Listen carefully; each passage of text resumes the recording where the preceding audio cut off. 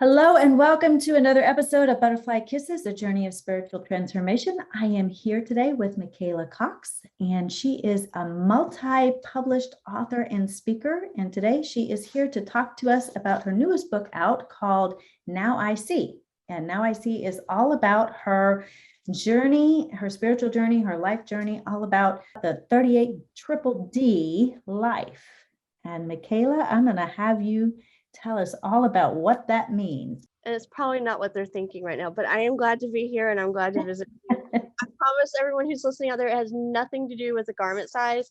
What it is, I've had a very interesting journey. It's very different from most people's. I started calling it 38 triple D, going from much tribulation to thriving in all things. And what that involves, I'll cure your curiosity out there. The first D represents having a lifelong disability of legal blindness. The second D was divorced at 26 from a very interesting first marriage. That's a whole other story. And then I was fortunate enough after that one to meet a wonderful man and fall in love and have a chapter 2.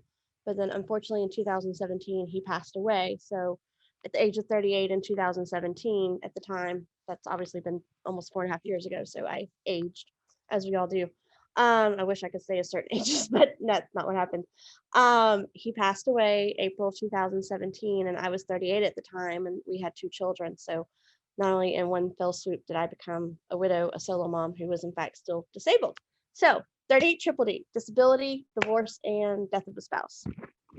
Wow, that is an interesting life to say the least. Tell us a little bit about your disability. Sure. And what for you. That I'll address the interest. And there's a quote out there, and I forget who said it. It's on my website. What doesn't kill you gives you something to write about. So I have lots of material for sure. But anyway, I'm still here, so we might as well write about it. As far as the disability goes, I don't know if there's any people in your audience or listeners who are of a medical background who might know what I'm fixing to speak of, and I'm sure they could explain it better. I'm a layperson, not medical. I was born in Houston, Texas in 1978. I was born totally blind. And then about 7 months old, I was able to gain my sight. I'm faith-based in my own personal life. We believe it was a miracle that God gave me my sight. But even though I do have sight and I do see, there's still impaired. And as I've gotten older, it has evolved into legal blindness. And the root cause of it is something called optic nerve atrophy or atrophy. What it means is if you've ever seen in like a biology class or your eye doctor's office a chart or a graph of the optic nerve, it's supposed to be a certain color and shape. Mine is totally jacked up. It is the wrong color and the wrong shape. Like most people's optic nerves are purple. Mine's the color like when you go into your filing cabinet and you see vanilla folders. Mine's that pale. And I write about it in the first book, in the first 1 or 2 chapters in the book we're talking about today. Now I see is my pediatrician at first thought I had no optic nerves. They were so pale. They're like, we can't find them. Wow. Specialists in Houston's and they're like, no, they're there. They're just ridiculously pale, like almost non-existent. And basically what the optic nerve does, it's on the brainstem. It allows you, when the blood flows through your optic nerve, it tells what receptors and what things to send to the brain so your brain can perceive what to see, to send the messages to tell your eyes what to see. So because the blood does not flow the way it's supposed to for whatever reason, I don't know if it's because of the shape and it can, and therefore it impacts the color. I don't know how that works. I just know it's jacked. It doesn't flow through the way it's supposed to. So my processing ability of visual images, depending on what time of day, what size, what shape, how far, have I been on my computer for 8 hours a day? Just all these lovely variable things that does not make it cut and dry or simple. It takes longer to see and do things and find things. And no, I don't drive. And I was always that kid that back in the 80s, I don't know what they call them now, but I had IEPs, individual education plans, and accommodations out the yin yang and all the things, all the way through kindergarten through college and grad school and everything. So depending on what year you're talking about, you can be talking about anything from a little telescope that I would use to read the chalkboard.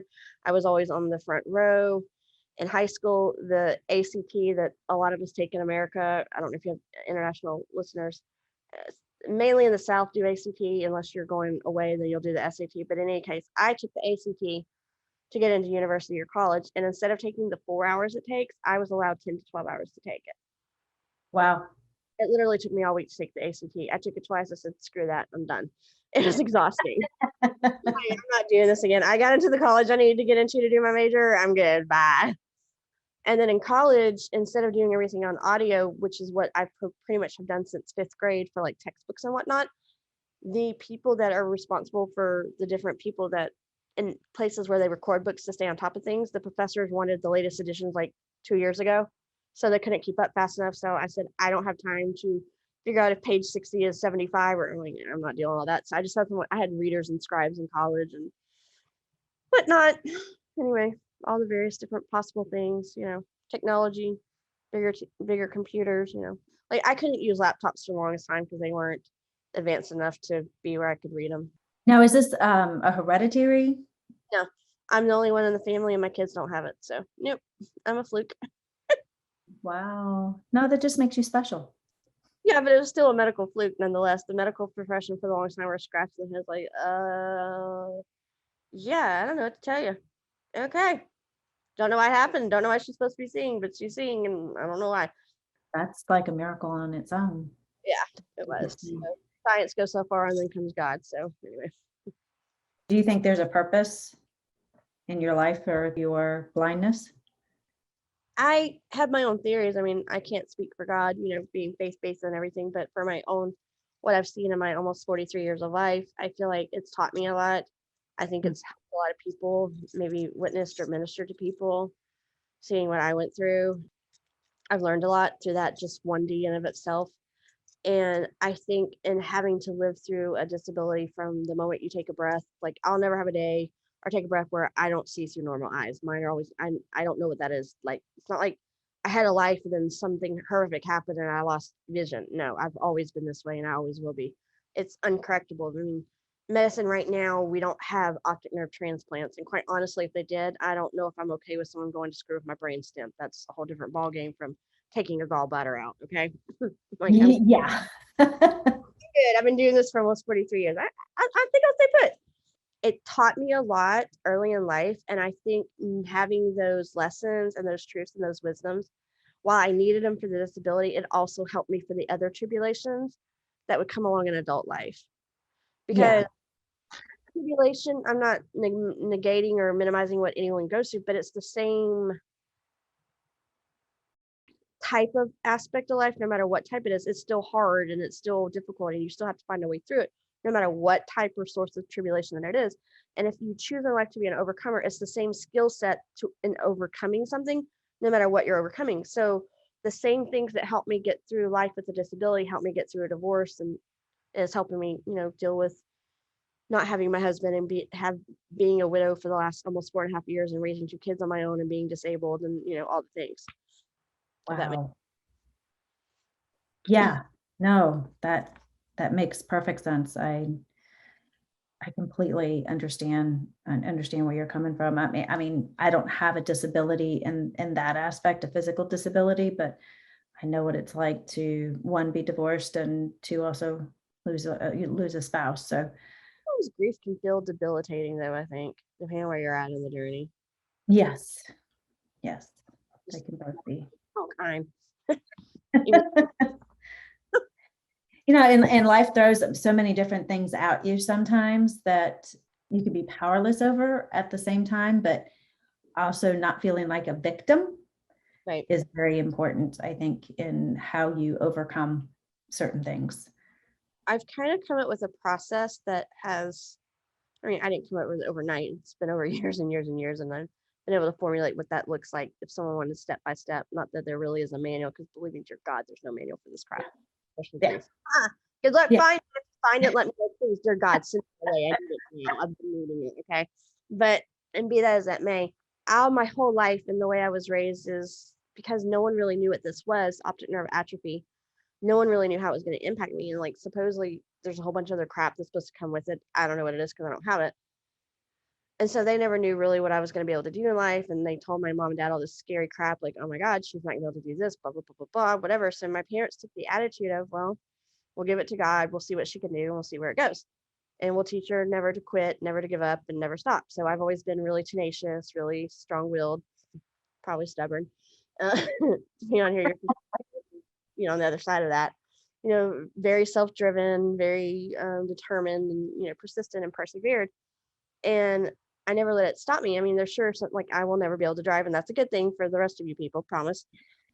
Other than a few things like that are immovable, I've always found ways to really work around it and think outside the box. So I've always chosen to not be a victim. And I mean, I'm not saying it hasn't kicked my butt sometimes where I had bad days, but I've always chose to be a victor and try and be victorious and triumphant and thrive in it and still do what I want to do and live my life the way I want. And so I believe life is a choice. And what I mean by that is you may not choose the hand you're dealt or what you get in life, but we're very much in control of what we do with it.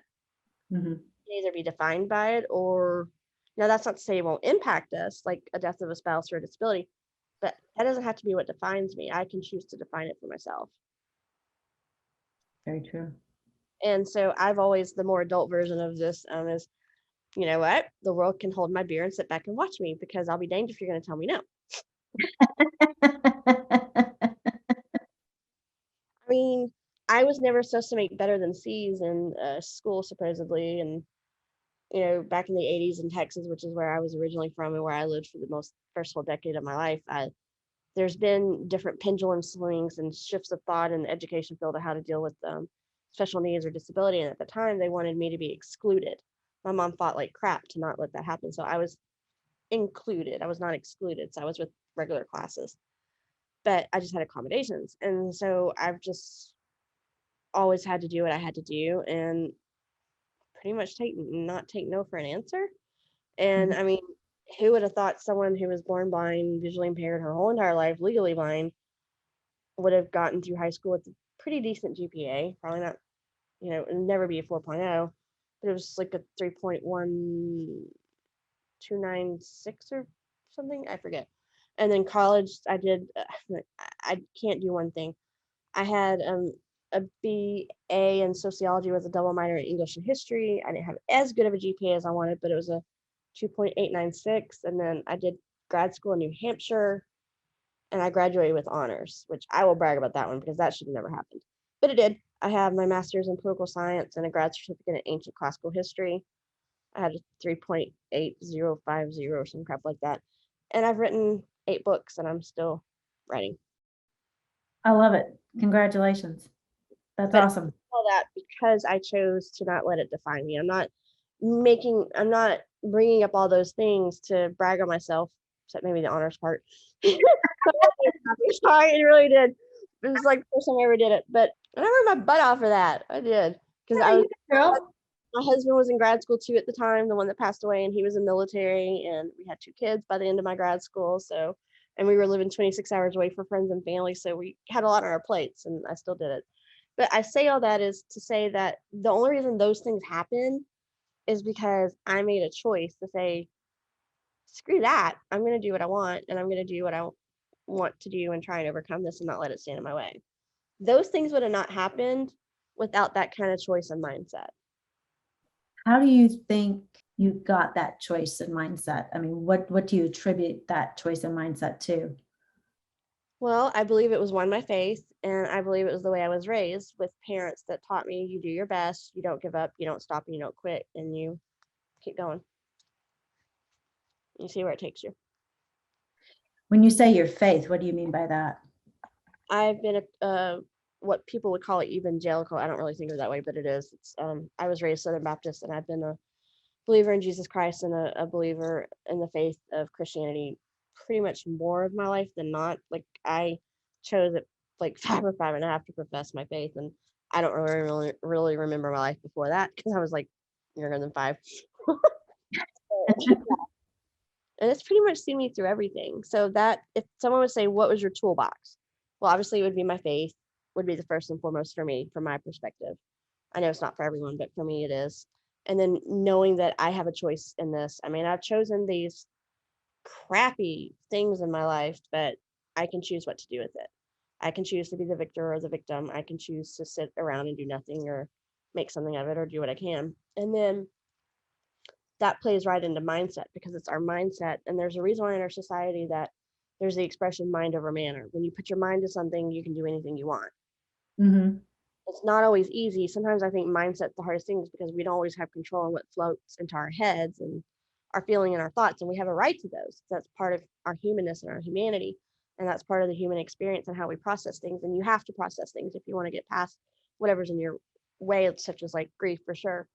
I know you understand that. But at the end of our processing, through whatever way we do that, we can choose to say, okay, I'm going to stay at this really end of the spectrum that's really crappy and sucks, and I don't want to, stay down in it, or which isn't always easy to get out of it. I'm not saying that. I didn't say any of this was easy. I just said this is what I've done. Yeah. Or you can choose to be at the other end of the spectrum and like, you know what, this really sucks, but I'm going to try and figure it out. I'm not going to let this keep me down. It's really hard right now, but I'm going to look for the rainbows. I'm going to look for even if it's just one small sliver of sunshine, I'm going to find, even if it's a small thing of, at least I'm still taking my breaths of being grateful and finding the joy no matter how hard it is. I'm going to try my very best, no matter how hard it is, to see the world for a good and happy place and look for my happiness for myself, because happiness is a choice too. Mm-hmm.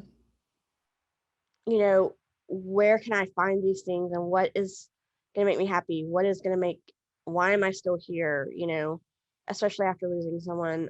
I would also say, do you want to be a pessimist? Do you want to be an optimist? Do you want to see the world as half full or half empty? Those are all choices in what we do with our mindset. And I think oftentimes the mindset can very much has a huge part in, do we stay our chosen course? Mm-hmm. Help us. That's what motivates us. Is it going to help us to work towards our chosen course of whatever we've chosen to do? Or is it going to deter us from that chosen course? Which goes back to life's a choice. I think those are important things. And whatever you may be going through and working towards to overcoming it. Yes, I completely agree, because life is definitely a choice. Not necessarily some of the things that may or may not happen to you sometimes, but I think the way we react to things and how we respond is definitely our choice. We have the power to create our life the way we want it to be, and how we do that is by the actions that we take and the steps that we take. And you've chosen joy and happiness, even if it's hard. Working on it.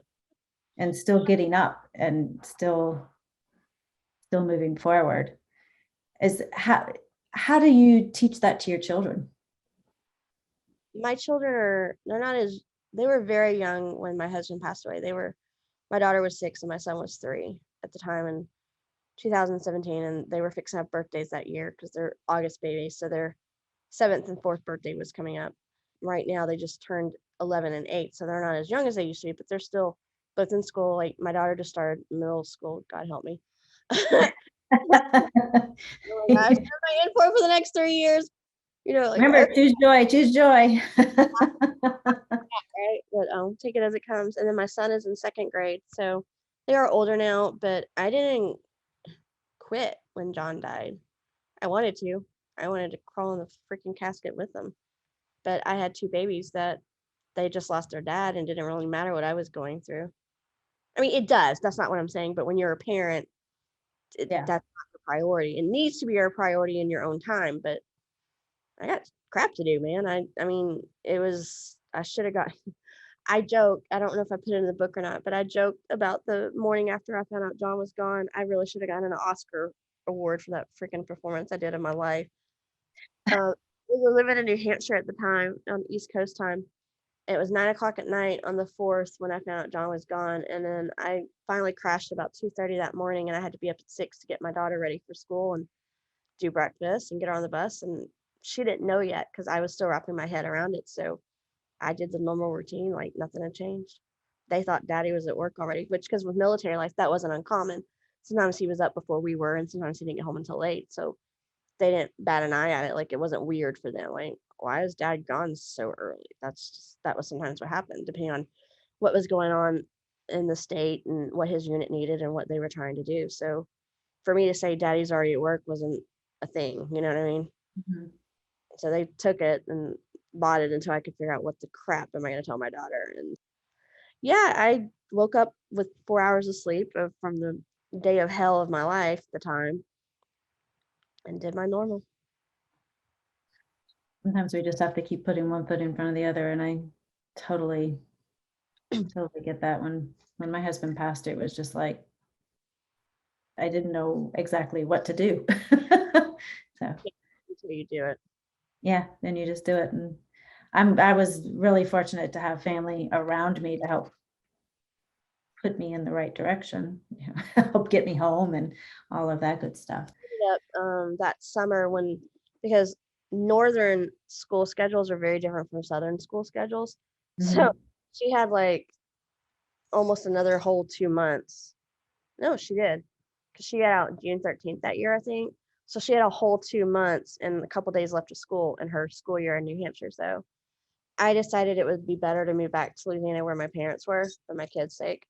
And I had a lot of friends down here. I mean, I had friends in New Hampshire too, but I've lived in Louisiana for 19 years and only been in New Hampshire for like a decade. So my support system was much broader. I mean, had I stayed in New Hampshire, I believe I would have been fine, but I just thought that was the best call. Within 90 days, and I know this isn't what the experts say, they say not to make any big decisions for a year, but I didn't have a choice because I had to get my daughter ready for school year. So I either had to stay put for next school year or I had to get her down south in time to get her ready for the next school year because Jesse wasn't going to kindergarten.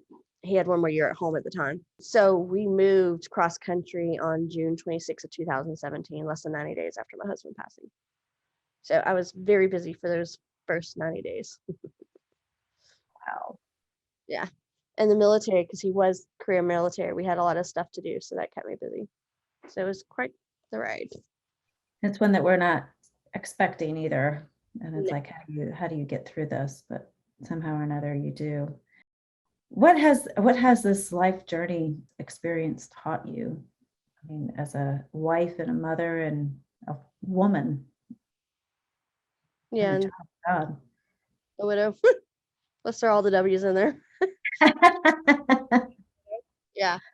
Like I said, I believe very much in life as a choice. I believe in my faith. I believe mindset is key. And then the next two that I talk about a lot is, now I will admit I was not very good at this I don't mean as a young mom because I didn't have kids until I was 31, but a new mom. So young in that respect, I was new to it when my daughter was born, obviously. I did not do a very good job of doing self-care because I literally didn't have time because she was 8 months old when I started grad school. Why I thought that was a good idea at the time, I have no freaking clue. But I have to tell. And then we had our son while I was in grad school. I was raising either an 8-month-old or eventually a 3-year-old and a newborn and doing grad school. Yeah, that was fun. Especially when I was doing my thesis the semester she was 3 and he was 4 months old and not sleeping through the night. I thought that right there was going to kill me, academically speaking. That's a lot on your plate. Yeah, that was a fun semester. I would never do it again. But also, I think even though I was not very good at doing self-care, grief, whether you want to or not, you better do self-care because if you don't do self-care, you will drown. Self-care and grief is the difference between hoping to keep your head above water and drowning, at least in my experience. I don't know what it is for you. Yeah. And so I got to the point in my grief journey of, you know what? That laundry, unfortunately, is not disappearing anytime soon, and those dishes are going to be in the sink until I do them. There is no fairy godmother with the wand of poof goes the housework. So you know what? Does it really matter if I go take a 2-hour nap? I'm gonna go take a nap. The dishes will be when I wake up. It'll be fine. Or whatever your version of self-care is. That was me a lot of the first year because my kid was still home and I could because he still took that. Now they're in school and I can do whatever I want Monday through Friday from 8 to 3. I just have discovered the value. People say, when mama's happy, everybody's happy. No. When mama's sane, everybody's sane. That's my version. Sanity over the last 4.5 years, I've had to just not worry about it. I do what I have to do I've got 2 kids that depend on me. I'm the only one. And so if mama takes 5 minutes for herself, then, oh well, I'm not killing anybody. And, we're alive and my kids are fed and I'm holding it together. Some days better than others. And oh well. How do you handle people's judgments towards you? Oh, you don't want that answer because it's not very polite. Well, do you experience judgment from people? I give less. I'm sorry to anyone who might be offended by this next thing. I give less than a damn and a rat's ass what people think. Because you know what? They have not had to walk what I've had to walk with the disability their whole entire life since the moment they took their first breath. They may have been divorced. They may have lost a husband. They may have lost both. But I can promise, guarantee you this: very few people in my knowledge. Now, I'm not saying there isn't somewhere in the realm of our Earth of 8 billion people or whatever it is on this planet hasn't walked this journey. But to my knowledge, very few people can say they've done all three and done what I would like to think as well as I've done under all three very untenable circumstances. So, you know what? If anybody wants to pass judgment on that, unless they want to pay my bills and trade places with me, then they can tell me how to do it. And I give less than a damn what they think because they don't have to do what I have to do. Now, do I care about what my friends think? Yes. The rest of the world, I would love for you to learn from my knowledge and my wisdom. But until you want to trade and tell me how and see what it is to do it, I don't want to hear it. Now, does that make me sound like a total witch? Absolutely. Don't care. Nope, that's exactly the answer I was looking for, actually. I got over that one a long time ago with the disability. Mm-hmm. Until you want me to tell you how to do it, and when I'm kicking ass despite having a disability, I really don't care and don't want to hear it. Now, if you want to trade and do what I do and walk a mile in my shoes, any more that I don't have to walk a mile in someone else's shoes and do what they do, I don't want to hear it. Sorry. I think we're all here to learn particular lessons, that lessons that we choose when we incarnate into this world. It's amazing sometimes how people are quick to pass judgment on other people for the life that the other person chooses to live, because it goes against values we think that we uphold, if that makes any sense. It does. And people do it, but what they don't take into account is you can, and it's not even their fault really. You can only know. And so you haven't walked where I've walked, not you specifically, but in general, any more than I've walked where someone else has walked. So I don't know those knowledge and that wisdom and truths that they've learned because of their own journey any more than they know mine. So they can't have the point of view or the perspective and have had to think outside of the box the way I have and understand the world in the way that I've had to understand it. Yeah. Well, I like the fact that you're sharing your knowledge and your experience with everybody, and the books that you've written and the blogs that you're writing and the speaking engagements that you're doing, and the fact that you're so willing and open, because that allows people to kind of get a glimpse into the world of Michaela Cox and what your experience is, because it also gives us encouragement and inspiration as well to try to understand and appreciate what we have and be grateful. At any moment, anyone could lose their eyesight. At any moment, we could lose someone we love. At any moment, life can turn upside down in an instant, and it does. Instant. I can promise you that. And that's why I say we all get one life. We all get one shot at this. So you might as well do your best and live your best life and choose it and define it for yourself and go forth and live your best life. That's all you get. Exactly. So what are your future plans and projects as an author? I know you had said you had a lot, so I want to tell us what you've got going on.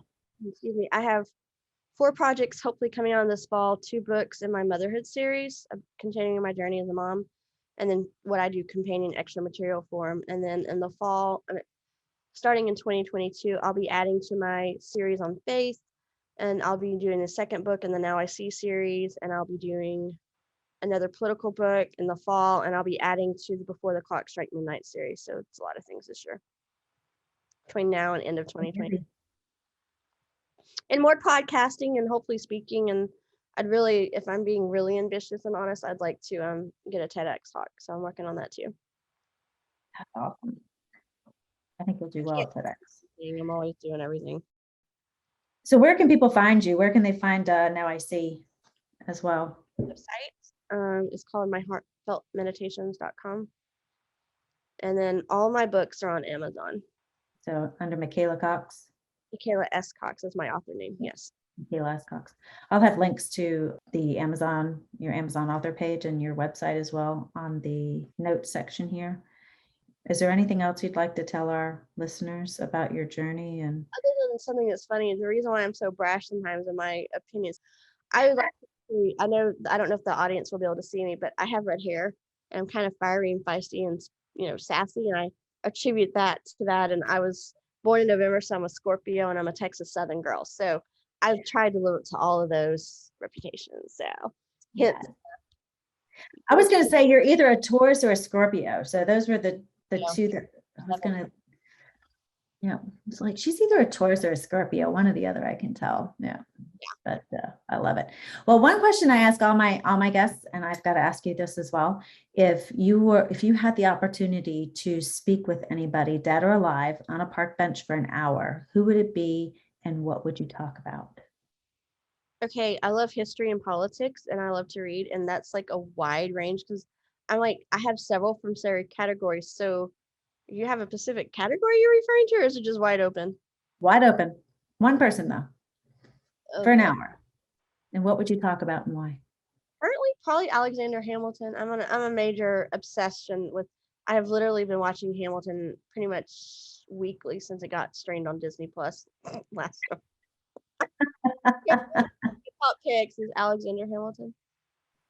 Actually, our forefathers, because I like history and I like politics, and probably one of my favorite time periods to study is the beginning and founding of our country. Anyway, so which is what if you were to look me up and you saw the book "We the People Are?" ? That's kind of we're defining and exploring who we are as we the people. That's pretty interesting. Alexander Hamilton has not come up so far. That would be one of mine for sure. I love it. Well, thank you, Michaela. I appreciate you joining us today, and good luck on your upcoming books. And again, people can find you at Michaela S. Cox on Amazon, and then also people can find you on myheartfeltmeditations.com. Thank you again, and good luck with everything. Right, you have a great day. Thank you for joining me on another episode of Butterfly Kisses, a journey of spiritual transformation. If you like what you've heard, please subscribe by hitting the subscribe button. This way you won't miss it when a new episode is released. Also join me on the Facebook page at Butterfly Kisses Podcast. Here we can continue the conversations we've been discussing on these podcasts, and you can also ask questions of our guests as well. Also, if you're interested in learning more about Akashic Record readings, you can schedule a free 15-minute consultation with me on the Facebook page, or you can do so by visiting my website at amygray-cunningham.com. Again, thank you, and remember, always spread your gorgeous wings, my friend, and fly. Until next time, see ya.